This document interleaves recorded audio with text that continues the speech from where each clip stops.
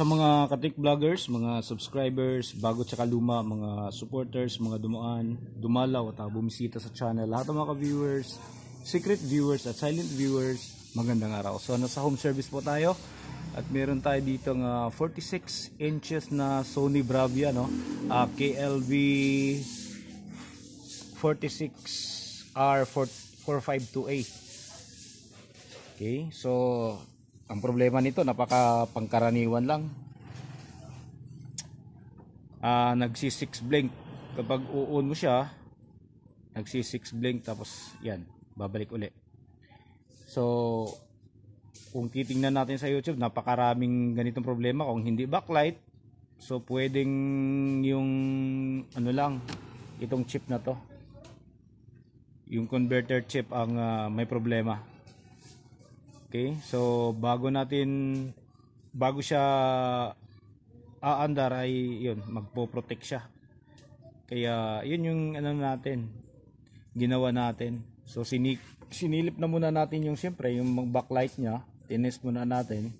So normal naman siya, lumiliwanag naman siya lahat. Yung tinanggal natin yan, tinitest natin. Okay, so problema lang talaga niya, nagpo-protect tong chip na to. Kaya ayan, katulad na rin ng ginagawa ng iba, napakasimple lang.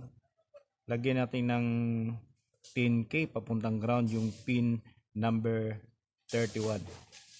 Okay, so pero bago natin ginawa yan, so naghihinang muna natin kasi minsan nakukuha sa reheat tong chips na to eh. Ni-reheat natin to, manually reheating. Ayan. So hindi nakuha, gumana siya nung mga ilang bisis, mga 4 na bisis siguro, gumana siya, nagno-normal.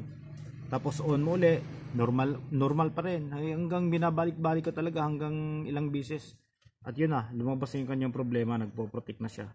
So yun, napag-anuhan natin, na lagyan na lang natin siya ng 10K. Okay? So try natin para makita nyo.